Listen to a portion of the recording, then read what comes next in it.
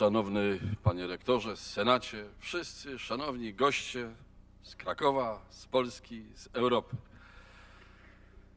Zaczęliśmy tą piękną uroczystość od wysłuchania pięknej pieśni Gaude Mater Poloniae.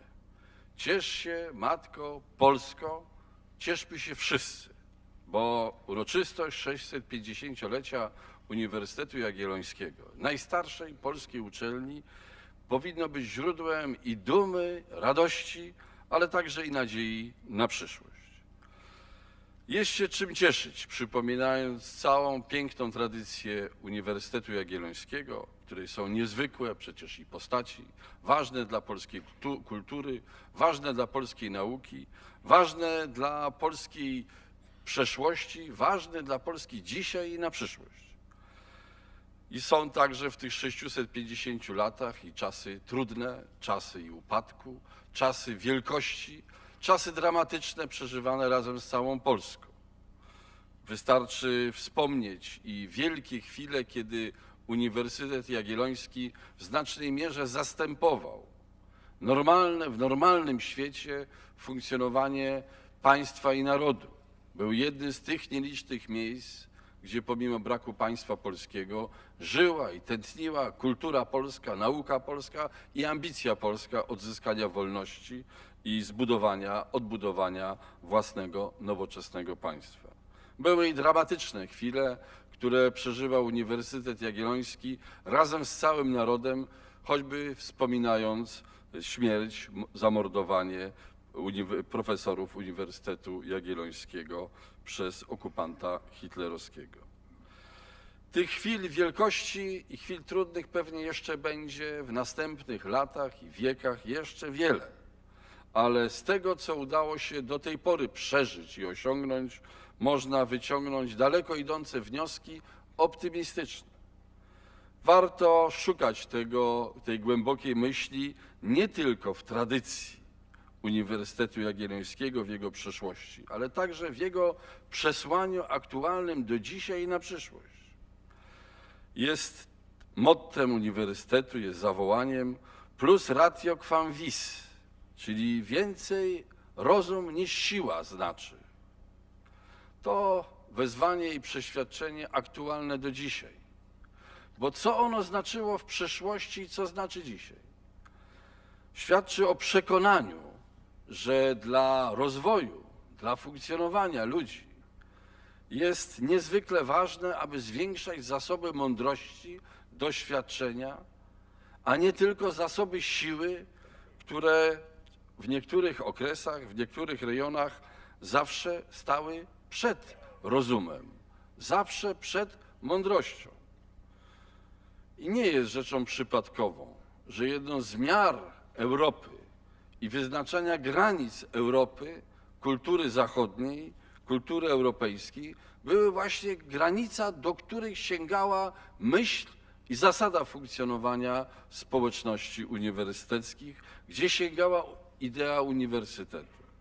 Z dumą więc możemy podkreślić to, że Polska umocniła swoją europejskość, swojej własnej kultury, swoją tożsamość europejską, między innymi poprzez mądrą, piękną decyzję króla polskiego o utworzeniu Akademii Krakowskiej.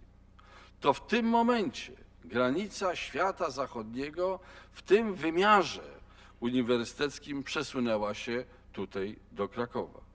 I nie jest rzeczą przypadkową, że w dalszym ciągu powstające w późniejszych wiekach, w późniejszych latach uniwersytety wyznaczały kolejne granice cywilizacji zachodniej, cywilizacji europejskiej, w której zawsze panowało przekonanie, że ma przed siłą pierwszeństwo mądrość. I myślę, że dzisiaj, gdy rozglądamy się po świecie nas otaczającym, znowu widzimy ten element walki o zasady. Czy żyjemy w świecie, gdzie najpierw jest mądrość, a potem siła, czy w świecie, gdzie siła decyduje o wszystkim? To przecież na naszych oczach rozgrywają się kolejne dramaty, w których siła próbuje dominować to, co racjonalne, to, co rozsądne, to, co logiczne i to, co stwarza perspektywę na lepsze życie w przyszłości.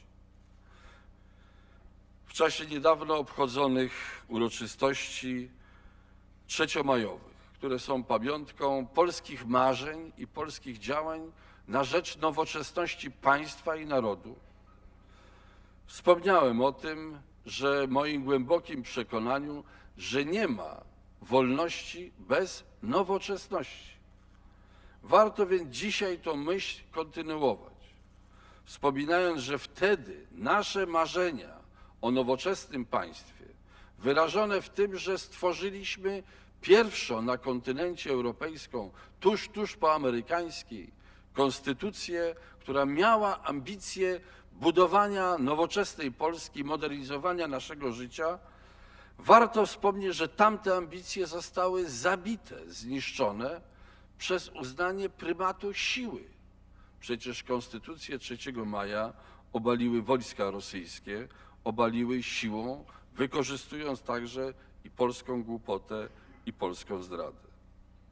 I dzisiaj, kiedy wspominamy 650-lecie Uniwersytetu Jagiellońskiego, siłą rzeczy myślimy o tym, że w tym marzeniu o nowoczesności mieści się również to przekonanie, że przed siłą powinna iść racjonalność, powinna iść mądrość i rozum. Myślę, że ta mądrość i ten rozum zaprowadziły nas wszystkich także do tego momentu, kiedy możemy świętować 650-lecie najstarszego Uniwersytetu Polskiego w ramach ponownie integrującej się Europy. W ramach także naszego polskiego miejsca w tym wielkim, pięknym, owocnym procesie, którego beneficjentami są wszyscy. I Polska, i Polacy, i Uniwersytet Jagielloński, i także cała Europa. Chciałbym w związku z tym w sposób szczególny, korzystając z obecności naszego dostojnego gościa, przewodniczącego Komisji Europejskiej, dziękując w imieniu całej Polski za wszystkie dobre skutki naszego członkostwa w Unii Europejskiej, powiedzieć, że na przykładzie Uniwersytetu Jagiellońskiego, tego najstarszego Uniwersytetu Polskiego, to oznacza nie tylko otwarcie na świat, na Europę, na kontakty swobodne, na wymiarze i naukowym, naukowców, pracowników uniwersytetu, ale także studentów w ramach systemu Erasmusa.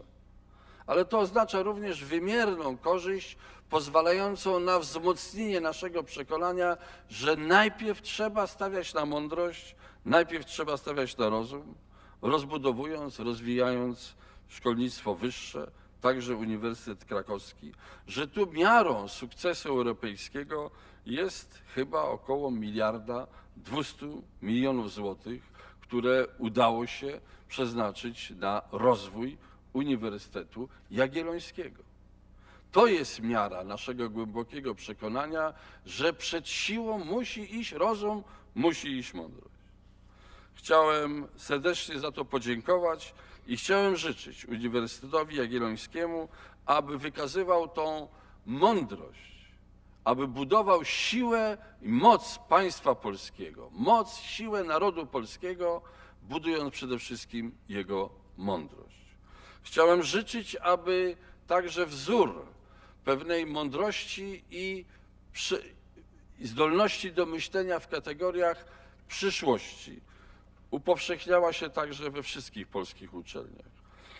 Z największą satysfakcją odnotowuję, że rektorem Uniwersytetu Jagiellońskiego jest profesor medycyny, jest medyk. To przecież jest pochodna mądrej decyzji, mądrej, a więc świadczącej o tym, że najpierw rozum, najpierw mądrość decyzji o połączeniu, zgodnie z piękną tradycją Uniwersytetu Jagiellońskiego i Akademii Medycznej. To jest wzór do naśladowania, do czegoś zobowiązuje rola najstarszego Uniwersytetu Polskiego. Zobowiązuje również do tego, żeby tworzyć dobre wzorce. To jest dobry wzorzec, przywracający znaczenie uniwersytetu, jego pozycję międzynarodową, jego rolę także w społeczeństwie polskim. Serdecznie gratuluję odwagi wykazanej na czas, zapobiegliwości wykazanej w odpowiednim momencie, która dzisiaj owocuje tym, że Uniwersytet Jagielloński jest na coraz lepszych pozycjach w porównaniu z wszystkimi innymi ośrodkami uniwersyteckimi świata. Chciałem serdecznie pogratulować tej mądrości, bo tej mądrości w skali całego szkolnictwa wyższego w Polsce nam bardzo trzeba. Trzeba zachęty, trzeba odwagi, trzeba dobrych wzorców do kontynuowania procesów konsolidacji szkolnictwa wyższego w obliczu zagrożeń i w obliczu wyzwań i w obliczu nadziei, takich jak zmiany w procesach demograficznych, takich jak konkurencja światowa, europejska, konkurencja także wewnątrz Polska. Życzę wszystkiego dobrego, kontynuowania tej mądrości całemu uniwersytetowi, całej społeczności, panu rektorowi, senatowi, wszystkim pracownikom uniwersytetu, a przede wszystkim wszystkim studentom. Serdecznie dziękuję.